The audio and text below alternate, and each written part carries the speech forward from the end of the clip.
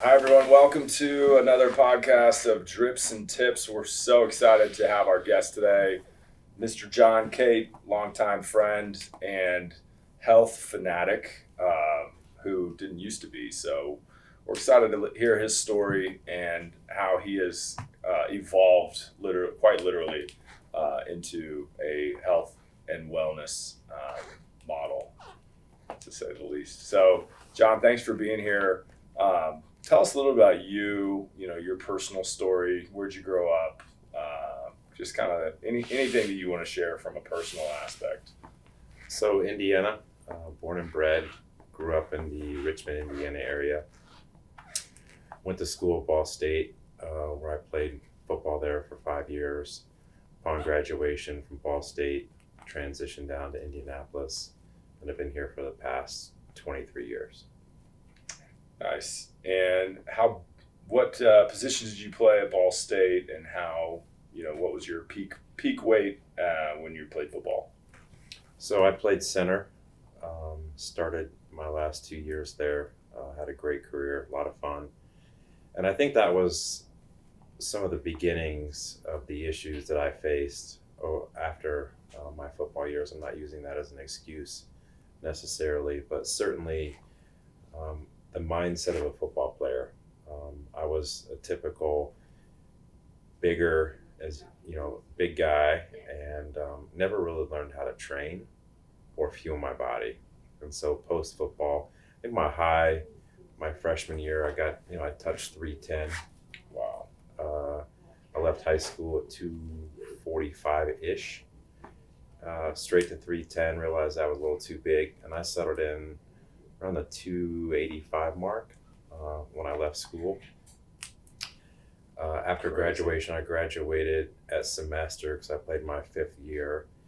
And then right after our last football game, within 6 months, I was 235 and settled in there for a good few years. Wow, that's remarkable.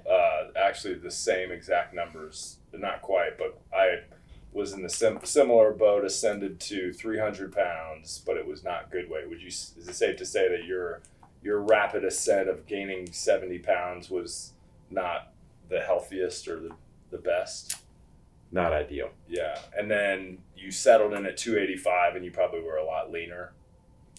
Leaner. Yeah. That's how. So I did the same thing and settled. I ended my career at about 285 and was about 12% body fat, and just felt so much better than the 20+% body fat that I was when I was 300 pounds. So right. Remarkable. I remember when we first connected, I was fortunate to play in an all-star game with your little brother, and then we were working in the investment and finance business at Merrill Lynch, and you were kind of already engaged in your health journey, but I feel like after we connected, you took it to a whole new level. So what do you think the catalyst was to your ascent? Because 310 in college was not the heaviest you've ever been, right? Tell us about the heaviest you've ever been, and what do you think, how you got there and why? So going back to post-college when I lost the weight, and the comment that I made about not really grasping or understanding how to train. So my idea of training was going out and running, almost like the Forrest Gump. I'd keep running and running and running. And I'd sign up for a marathon, train for 8 months, 6 months, whatever it was, come off of that and do another one. And I finished the Chicago Marathon when I was 30. So that'd been October when I was 30. And I literally crossed that finish line, and I was broken, physically, absolutely broken. My body, I was 230-ish, maintained that for 7 or 8 years after college. And all that running, all that pounding took a toll on a body that had already played a lot of football. And I just hurt. And so I'm like, you know what? I'm done. And I have 2 speeds in most things in life. I'm either all in or all out. And when I made the decision to move away from running, I did it. And over the course, I made that decision, had a heart procedure to clean up an issue that had developed. And most people after going through a heart procedure tend to make some positive changes. For the first time in my life, I actually felt well, felt healthy, and I successfully, over the course of about 8 years, went from 230 ish to 342. Wow. And we will show you, there's a couple of pictures if you, on the next frame or so, we'll show you a picture of John at his peak.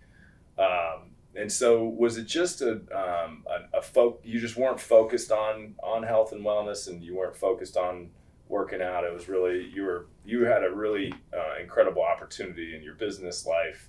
Was that a function of you just, a hyperdrive to be successful in business, and kind of health was played a secondary role, or it was kind of just forgotten? Or how would you describe that period of your life where your health was trending the wrong way? I'd say I could use those as excuses, but if I'm transparent, just a complete lack of self-control and discipline. Not moving, not caring, and I can point back to some times in my career business-wise where we've gone through some very challenging market environments, and I can use that as an excuse, but that'd be an excuse. The fact of the matter is just a complete lack of discipline and self-control. Fascinating. So 342, that number sticks out. What was the catalyst for you to go the other direction? Do you remember the one or two moments during your life of that period that you said, all right, enough is enough, I'm going the wrong direction, I've got to make some changes? Was it a health thing? Was it something else? Speak to that a little bit. I mean, it doesn't take a rocket scientist to look at yourself in the mirror that size and realize that the future is going to hold a lot of positivity. It was January about 8 years ago, and I'm leaving an investment conference in Miami. I'm in the back of this regional jet, very last row, so the seat didn't recline. I'm against the window. Middle seat was occupied, and I'm struggling to even get my seatbelt buckled. And it's a Thursday night. I'm leaving that Saturday to take my son to a hockey tournament. And as I'm struggling to buckle this damn seatbelt and on the verge of having to hit the flight attendant call button for the extender, I just said to myself, I'm done. I've got a decision to make. I can either keep going down this road knowing how it ends, or starting on Saturday, I made the decision to get on a treadmill and just start walking.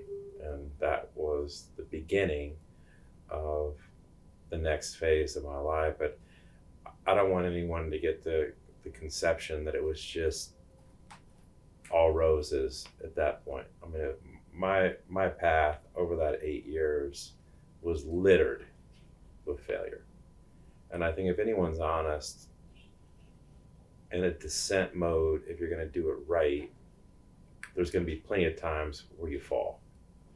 And it's having that courage and the discipline to get back on track to make it better tomorrow, not fall back to where I was coming from.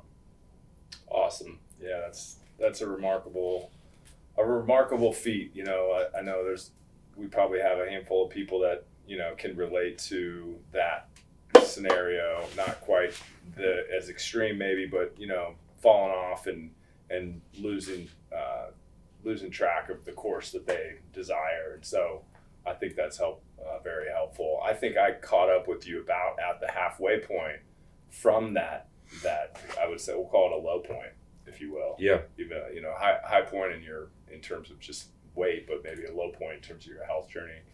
So I think we connected maybe 3 years later. So you had come down significantly, maybe 75 pounds, but you were still half of the way, maybe. Yeah, you're maybe halfway to where you are currently, and I just, I was impressed with what you had done thus far. But I remember sitting in your office had just bought a new shirt. You're a clothier's best friend.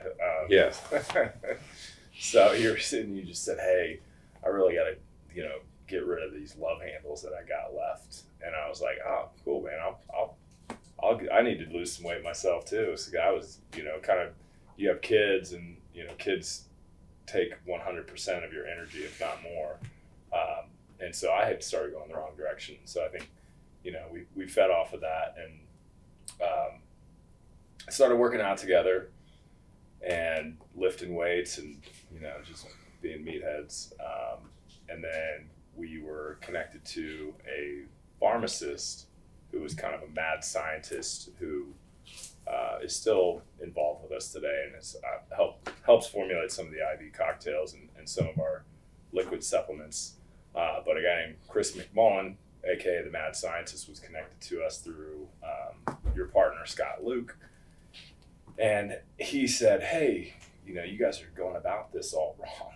Like, you're eating all protein, no fruits and vegetables, and your livers and your adrenal glands are out of whack, and you need to be taking X, Y, and Z and eating more, fruits and cruciferous vegetables. Let me revamp your diet a little bit." So tell me about your experience with Chris initially, and kind of how that reframed your mindset, maybe. Or, I mean, you were already on a very good path towards a better health and wellness place, but how did that experience, call it maybe 4 years ago, change your mindset about diet, nutrition, and such? So I think whenever you're on a path, you can look back at some very critical points in time. You talk about when you and I decided to join F3 together, Chris coming into the path. I like to go back a little bit before that. I had the opportunity, my company actually plucked me out of the field for a stay at the California Health and Longevity Institute for a period of about 9 days. And I checked in there. I was down from 342, but solidly still over 300. I think I left there after that 7 or 8 day stint at right at 300. And I had to go back in 100 days. And I'm only sharing this because I think it speaks to failure and inability to grasp what we know is right. So I left there, we'll call it 300, and I had to be back in 100 days. And, we had different things that we needed to accomplish and things that they were asking us to do in that 100-day period to kind of reset the clock and form better habits. Mm-hmm. And I got back in 100 days and I was 250. So I'd lost 50 pounds, and I was there with 39 other of my closest out of shape friends. And my whole goal was to lose the most weight of everyone there. And I did. Shocker. But the reason why I bring that up is because when you said you met me and I was down, but not to where I am today, when I got home, I didn't really incorporate anything in my life that was lasting. It was a sprint. And so I went from 250 back up to 290 in probably 6 months. Wow. So when we met, when our paths intersected, I was at that 285, 290-ish mark. Trending back towards the other direction. Right. Okay. So when we grabbed a hold of my love handle and said, we got to do something about this. And there was a comment you made to me that I've never forgotten. It's PG, no worries. But you said if you can ever get in as good a shape as what your calves are, you'll be in a pretty good spot. I've never forgotten that. So we decided to start going to F3, and I still hadn't really learned about what to do. Because F3 is a local boutique gym that is one of the better spots, I would say, in the country, and they know what they're doing in terms of, just making sure you keep moving and Keep Smiling. That's kind of their jam. But Fit Flex Fly is, if you haven't checked them out, check them out. They're phenomenal. So we decided to start going there, and we were killing ourselves in those classes. I mean, those classes were insane. The first one I ever showed up to was 90 minutes, and I got a warning when I walked in the door. Like, class was called Chaos, and the owner of the gym's wife, I'll never forget it. She's like, John, this class is 90 minutes. If you feel dizzy, lightheadedness, I mean, clearly you got a 290-pound guy walking in for a class that I was the biggest person in there by far. And I was in the worst shape of anyone in there by far. But I didn't really care because my mindset was slowly changing to the point where I know I needed to do something different. But, I think in a pretty short period of time, we lost maybe 20 or 25 pounds. Yeah. And over the course of 2 years, made no progress because I still hadn't got it through my thick skull that you can't outwork through a 90-minute or a 60-minute workout bad habits outside of the gym. And whether that's eating, drinking, whatever it may be, lifestyle changes was the last piece that I was holding on to with dear life. Yeah, that's one of the key takeaways that I think you shared was you can't out exercise a bad diet, and that is one of the most critical overall tenets of health is calories in and calories out, and we all know it, right? And but sometimes either you don't care or you don't want to care, or you just want to indulge and you think life's too short, and you think that, hey, eating half a pizza now is not going to matter today, right? It's not going to kill me today, but over time you do that consistently each day, and just 50 calories a day above your caloric equilibrium over a 1 week period. You do that for 10 weeks, and you start gaining a pound a week. It's or 10 pounds a year or so. So you do that for 5 years in a row. The weight can slowly creep up on you. So I think maybe we had another epiphany because we started to measure our body fat composition, because F3 had an in-body machine, and that you can't improve anything unless you measure it, right? And so I think F3's measuring capabilities was a factor, and the motivation and inspiration that all of the wonderful trainers there provide, and the leadership from Mark and Kelly, the owners. So F3 was certainly a key component of both of our health journeys in kind of achieving a more desired body fat composition and overall well-being. So thanks for going back in time to share that it wasn't a linear journey, that it was an ups and downs journey, and it still is today.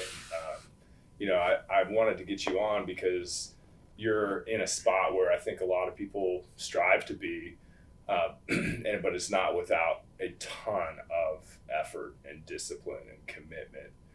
But you've kind of found a groove and are in a really good place. So besides joining F3, what were one or two other kind of key moments in your health journey that have really shaped who you've become today? Because there's a lot of people that maybe met you 5 or 8 years ago that wouldn't even recognize you today. Yeah, and I think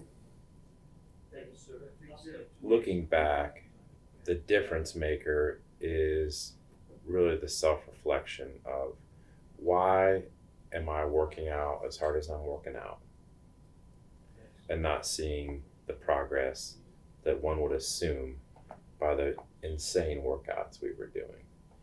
And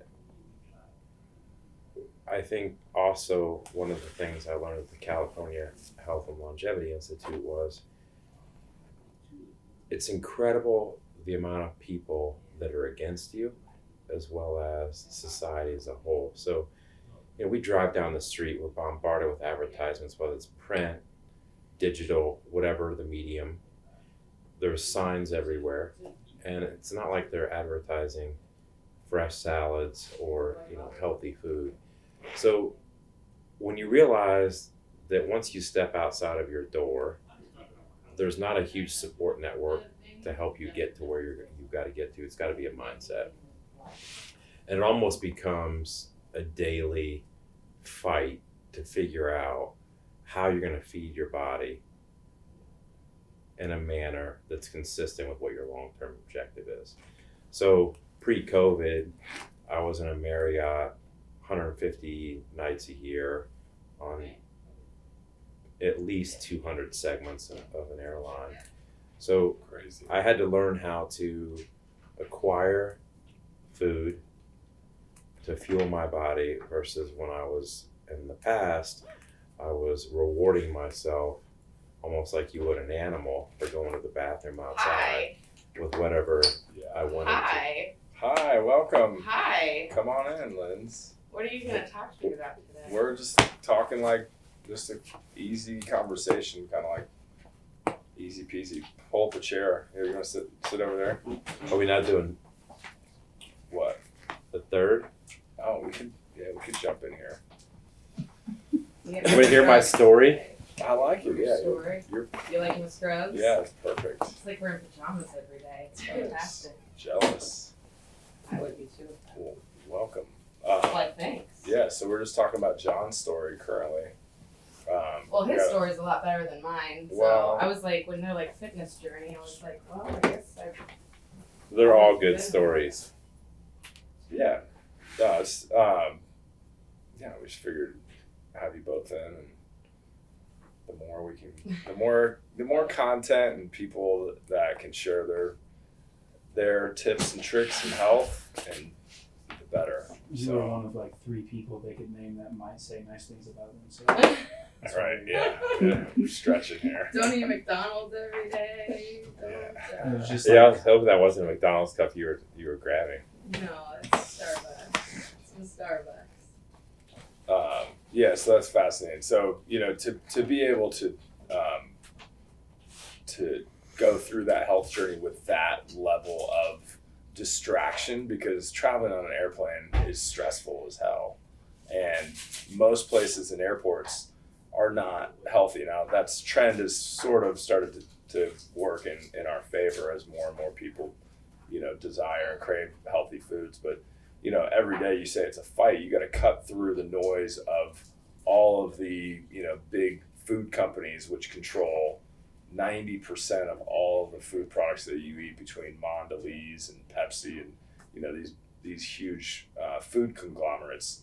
They own all your food, and they know what you want it better than you do, and they know the flavors and the salts and sugars and refined carbohydrates that are antagonistic to your health. And so, from a diet nutrition perspective, how did you manage through that stressful situation and all of the detractors from your health journey? Was it just did you begin with the end in mind? Did you have a vision of what you wanted to be or how you wanted to look? Or, what do you think did you write down your goals? What do you think the main catalyst that helped you continue to exercise those simple disciplines each day? I'm a ridiculously competitive person, and I almost viewed my daily regime on the road as a competition every day to hit my macros. And so you talk about Chris, the mad scientist, right? Yeah. So Chris was helpful for me, not necessarily from the vitamins that we both take on a daily basis, but Chris was helpful for me to understand that I need to start looking at food as fuel, as elementary as that may sound. I never really looked at it that way in the past. And so as he shared with me different ideas, different food groups, they were easy for me to find while traveling. So I felt like if I could control what I had for lunch, I didn't really have to worry so much about what I was having for dinner, because that was usually centered around some client engagement. And so after meeting Chris, after learning more about foods that I tolerate well that would also help me get to my end game. And then, a good friend of ours, Tyler Morris, guy's a picture of health. And I think you also need people in your life that you can kind of model behavior from. And so we're leaving the mountains a couple years ago skiing, and it's been a 3 or 4 day trip up there, and not only you fight in elevation and a lot of ski time, but we had gone out and we'd had a good time, and we were tired and exhausted, and I'm like, dude, what are you doing to be where you are? And he shared with me intermittent fasting, and so I got a hold of Dr. Fung and the obesity code and did some reading on that. And I'm like, this is so easy. You don't eat from 8 o'clock until noon every day. And when you are feeding, weight loss is obviously one of the benefits of that, but there's so many things intercellular that are going on that are far superior than the weight loss. And so I think that was the last leg of my journey. When I grasped that almost 2 years ago, I think that is what took me from being in shape to where I am today. Yeah, which is incredible.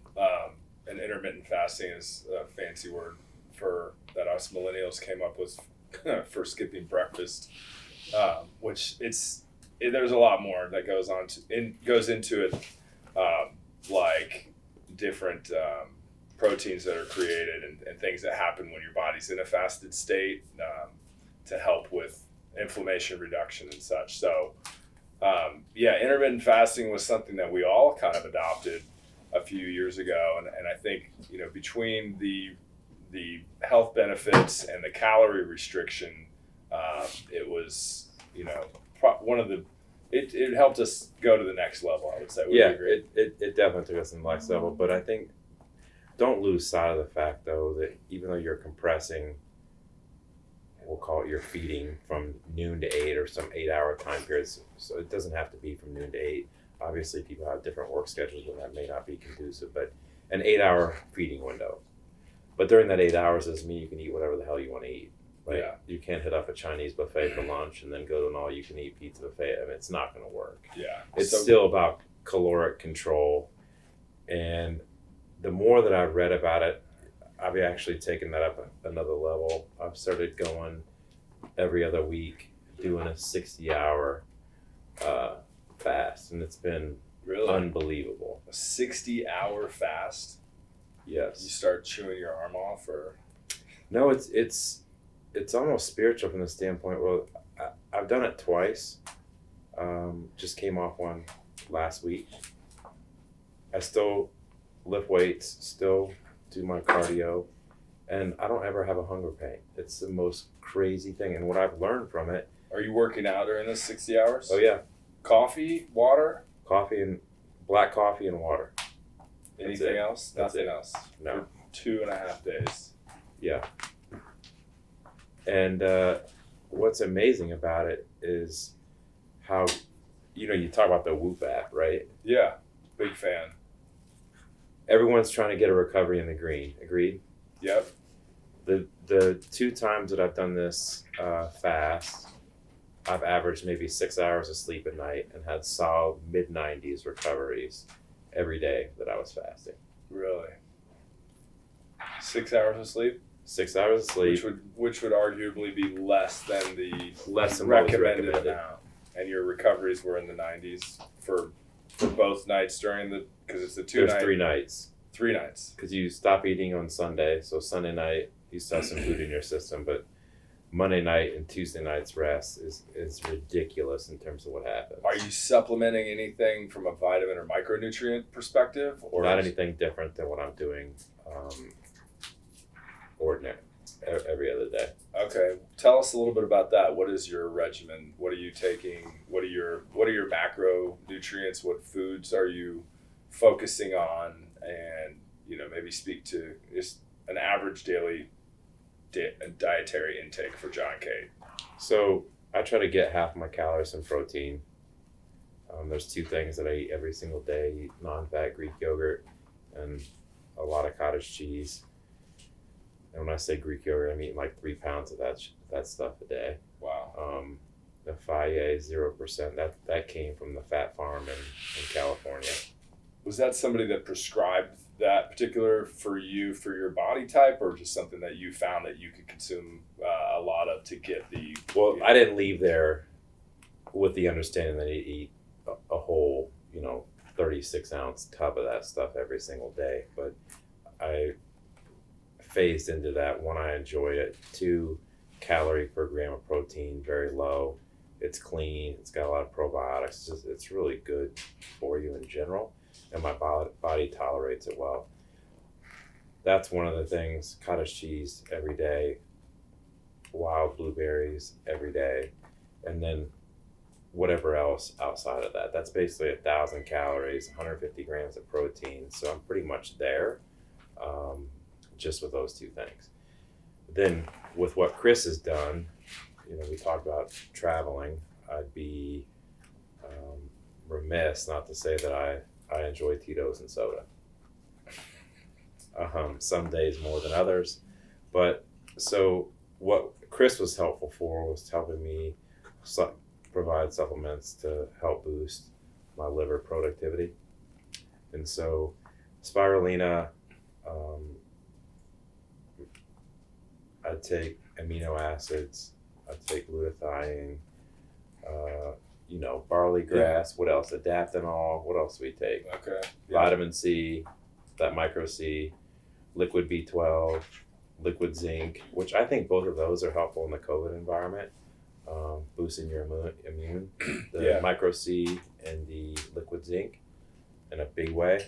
Yeah, and those are two of the most well-known nutrients to help boost your immune response and your immune as health. well as vitamin D and those are the magnesium. three. Those would be the big three: micro C or vitamin C, zinc, and vitamin D3. So, everyone thinks that the cold weather is really the catalyst for the increased COVID happening, but in reality, we think, or based on the studies that we've done, it's more about the reduction of sun, which is the ultimate provider of vitamin D3, which acts more like a hormone than it does a vitamin. So it's fascinating. Speaking of that, so I call it the Fat Farm, but it's the California Health and Longevity Institute. They're against supplements. They believe that you can eat and feed your body with appropriate nutrients where you don't need to supplement. I would say we agree. In a perfect world, I agree with that. But when you throw life into that, it makes it very challenging. Right. And so, again, knowledge is power. You know what your limitations are. So you meet with the mad scientist, you give them your daily regime, and then he can help you dial that in. I think the one thing that I did leave there, though, speaking of vitamin D, that's the one supplement they don't believe anyone can get enough of unless you want to die of skin cancer before you're ready to move on, because they think that is the one nutrient that everyone's deficient in. Yeah. And I think studies prove that. And it's a very inexpensive way to boost mood as well as immune system. Amen.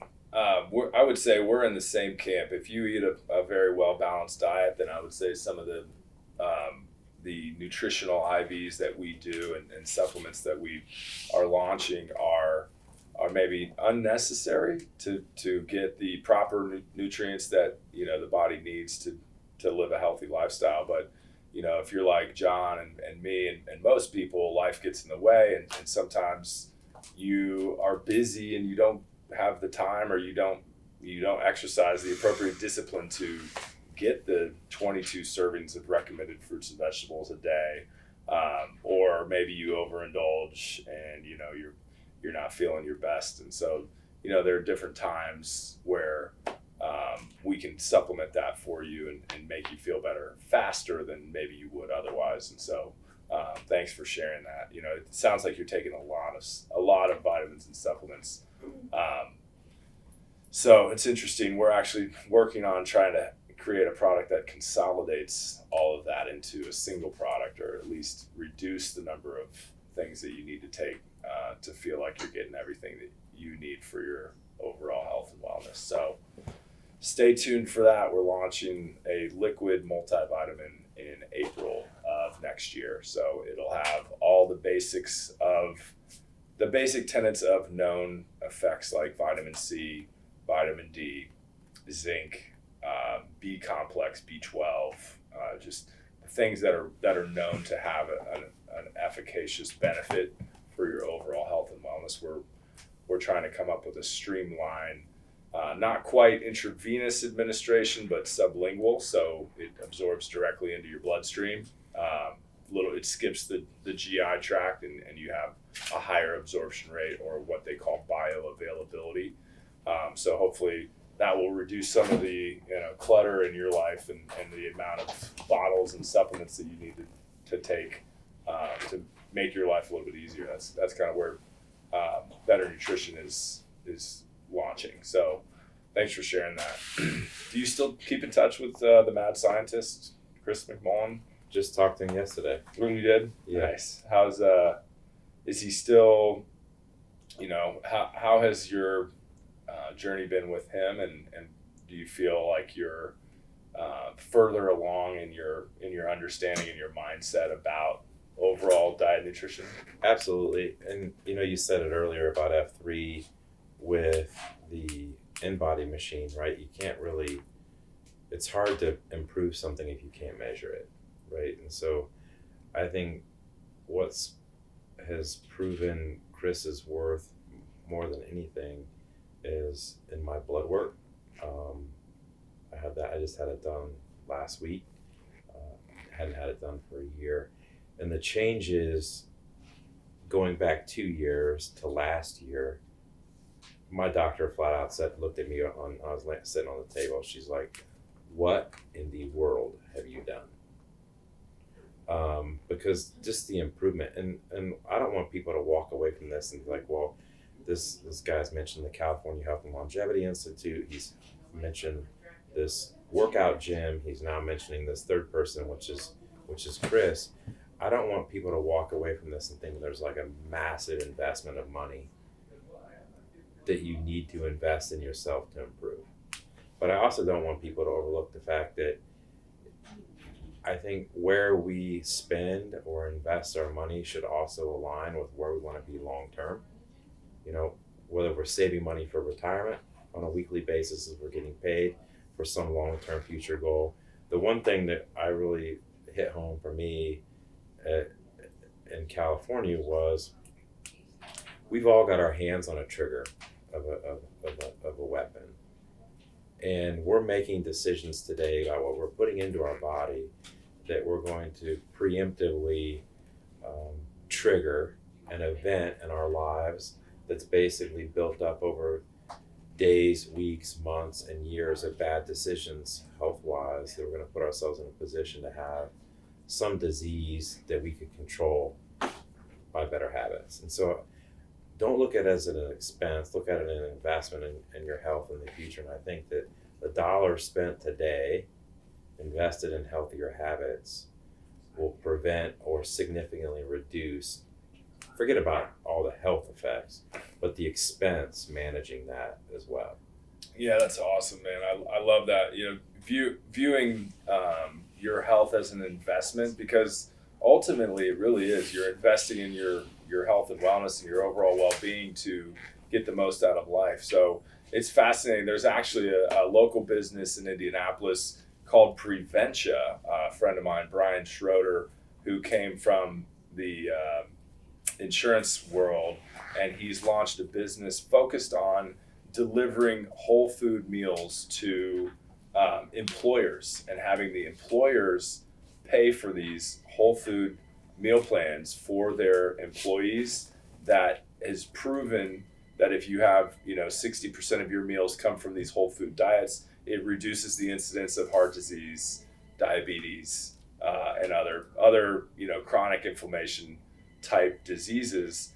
And the employers seem to be happy to pay for this because it reduces their risk on the insurance side of the thing. Insurance side, Right. So they're actually paying for whole food meals for employees of their businesses, and it's the employers are incorporating it into their health and wellness plans, and there's a lot of traction. So we've been in discussion about providing them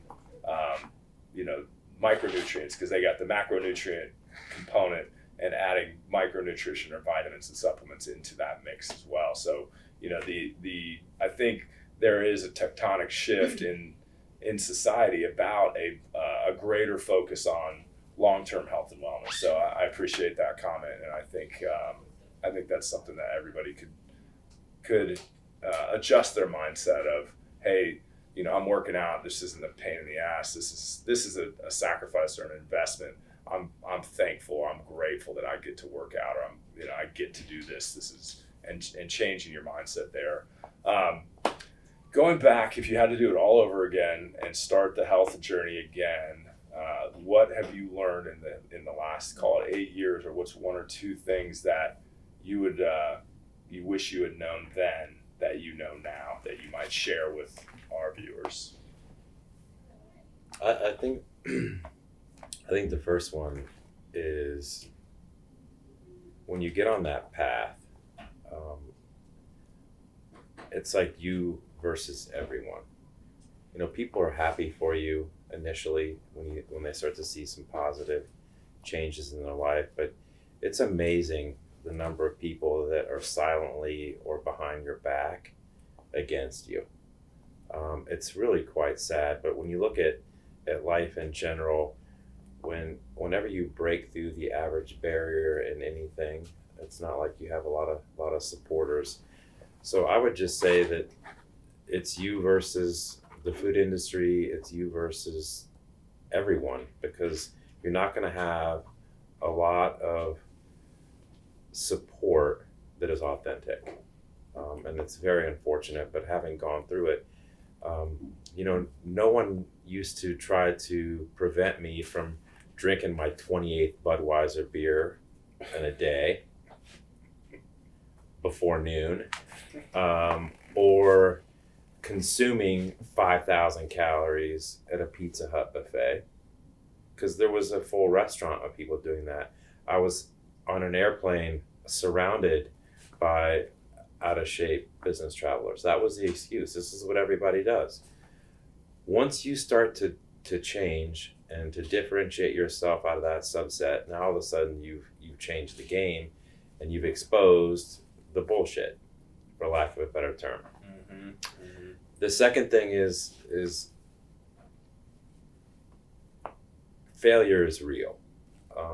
And like I said before, I've failed in my journey so many times, and I think you just have to go into that knowing that there's going to be weeks, there's going to be months, there's going to be periods of time when you're not doing what you should be doing to get to your longer term goal.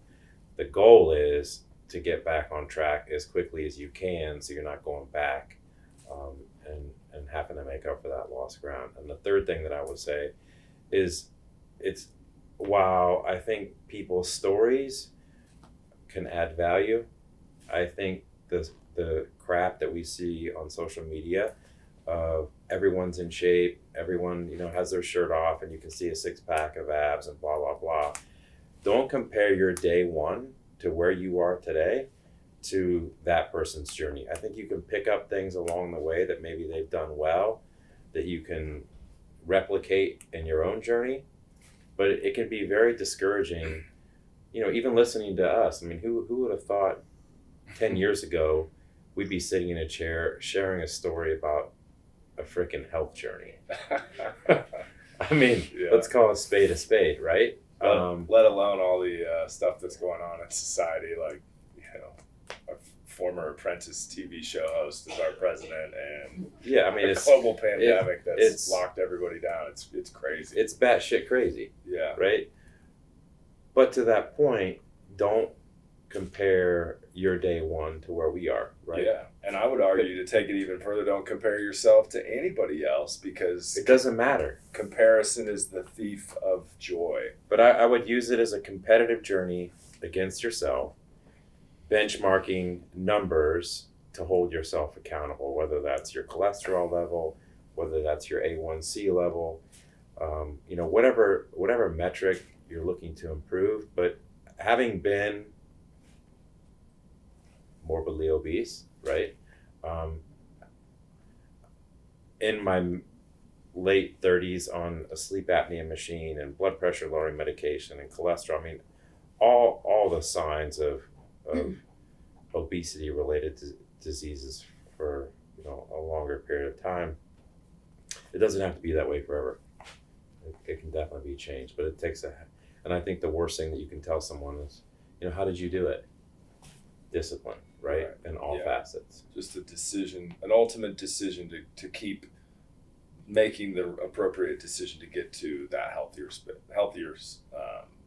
you, so to speak. Right.